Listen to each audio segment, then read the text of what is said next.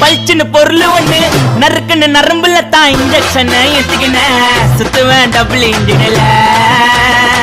மிட்டாய போட்டாக்கா சிறப்பா செஞ்சிடுவோம் மண்ட ஓட்ட வச்சு மூலிய கீழே கொட்டிடுவோம் கேச புள்ளிங்க வாங்க நாங்க அச்சதெல்லாம் சரியான சம்பவம் தாங்க